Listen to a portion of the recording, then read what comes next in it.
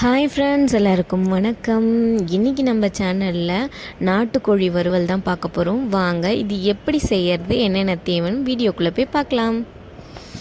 இன்றைக்கி நான் நாட்டுக்கோழி 1/2 கிலோ அளவுக்கு எடுத்திருக்கேன். இந்த 1/2 கிலோ அளவுக்கு தேவையான மசாலா பொருட்களும் எடுத்து வச்சுருக்கேன். 1 ஸ்பூன் மிளகாய்த்தூள், 1.5 ஸ்பூன் தனியாத்தூள், 1 ஸ்பூன் இஞ்சி பூண்டு விழுது, 1/4 ஸ்பூன் மஞ்சள் தூள், 1/2 ஸ்பூன் அளவுக்கு உப்பு. நான் ஆல்ரெடி மஞ்சள் தூள் சேர்த்து தான் கறியை நல்லா கழுவி வச்சுருக்கேன். ஸோ அதனால் இப்போ ஒரு 1/4 ஸ்பூன் மட்டும் சேர்த்துக்கிறேன். இது கூட நல்லெண்ணெய் 1 ஸ்பூன் அளவுக்கு சேர்த்துக்கிறேன். இப்போது இந்த சேர்த்த பொருட்களெல்லாம் நல்லா ஒரு கரண்டி வச்சு மிக்ஸ் பண்ணிக்கலாம்.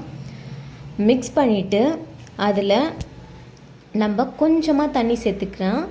ஒரு 1.5 டம்ளர் அளவுக்கு மட்டும் தண்ணி சேர்த்துக்கிறேன். இப்போ சேர்த்துட்டு இதை ஊறி போட்டு நம்ம அடுப்பில் வச்சிடலாம். இது ஒரு 5 விசில் வரணும். ஸோ அது வரைக்கும் நம்ம வெயிட் பண்ணலாம். அடுத்ததாக இதுக்கு ஒரு மசாலா பவுடர் அரைக்கணும். அதுக்கு தேவையான பொருட்கள்: 1 ஸ்பூன் மிளகு, 1 ஸ்பூன் சீரகம், 1/2 ஸ்பூன் சோம்பு, 1 ஏலக்காய், ஒரு சின்ன துண்டு பட்டை, 2 கிராம்பு. இதெல்லாம் எடுத்து நம்ம வெறும் கடாயில் சேர்த்துட்டு அதை பொறுமையாக வறுத்து எடுத்துக்கணும். ஸோ அடுப்பை சிம்லேயே வச்சுக்கலாம். பொறுமையாக அதை வறுத்து எடுத்துக்கலாம். 2 நிமிஷம் போல் வறுத்து எடுத்துகிட்ட உடனே அதை நல்லா ஆற வச்சுட்டு மிக்ஸி ஜாரில் போட்டு ஃபைன் பவுடராக அரைச்சி அதையும் ஒரு பக்கம் வச்சுக்கலாம். நம்ம இப்போது அந்த கடாயிலே 2 ஸ்பூன் அளவுக்கு எண்ணெய் சேர்த்துக்கிறேன். எண்ணெய் நல்லா காஞ்சதும் 3 காஞ்ச மிளகாய் சேர்த்துக்கிறேன். வரமிளகாய்.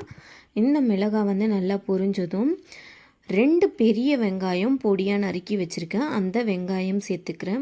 இந்த வெங்காயத்து கூடவே 1/2 ஸ்பூன் அளவுக்கு உப்பு சேர்த்துக்கலாம். கருவேப்பிலை இது சேர்த்து நல்லா வதக்கி விட்டுக்கலாம். வெங்காயம் நல்லா கலர் மாறிடுச்சு. இப்போ நம்ம 5 விசில் விட்டு நாட்டுக்கோழியை வேக வச்சு வச்சுருக்கோம் இல்லையா, அந்த கறியை எடுத்து பொறுமையாக சேர்த்துக்கலாம். கறி பாருங்கள் நல்லா சூப்பராக வெந்திருந்தது. பஞ்சு மாதிரி இருந்தது. நம்ம நாட்டுக்கோழி சாப்பிட்ற மாதிரியே இல்லை, ரொம்ப சாஃப்ட் அண்ட் சூப்பராக இருந்தது. இப்போது அந்த கறி கொஞ்சம் கொஞ்சமாக எடுத்து சேர்த்துக்கலாம். ஃபஸ்ட்டு நம்ம இந்த கறியை மட்டும் சேர்த்து ஒரு 2 நிமிஷம் இந்த வெங்காயம் கூட நல்லா கலந்து விட்டுக்கலாம். ஸோ 2 நிமிஷம் அப்படியே வதங்கட்டும். 2 நிமிஷம் ஆனது பிறகு நம்ம அதை வேக வச்ச தண்ணியும் சேர்த்துக்கலாம். ஸோ அதனால தான் நம்ம முன்னாடியே தண்ணி கொஞ்சமாக சேர்த்துக்கணும். இப்போ இது நம்ம ட்ரையாக தான் செய்ய போகிறோம். ஸோ கொஞ்சமாக தண்ணி இருந்தால் தான் ஈஸியாக இருக்கும். நிறைய தண்ணி ஊற்றிட்டோன்னா அது சுண்டுற வரைக்கும் நம்ம வெயிட் பண்ண முடியாது. இப்போ பாருங்கள், தண்ணியெல்லாம் நல்லாவே வற்றி வந்துருச்சு. ட்ரையான கன்சிஸ்டன்சி வந்துருச்சு. இப்போது இந்த ஸ்டேஜில் நம்ம அரைச்சி வச்சுருக்கோம் இல்லையா மசாலா பவுடர், அந்த பவுடரையும் சேர்த்து ஒரு மிக்ஸ் கொடுத்துக்கலாம்.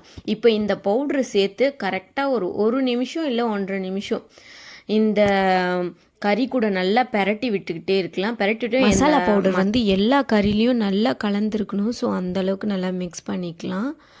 அவ்வளோதான், சூப்பரான நாட்டுக்கோழி வறுவல் ரெடி.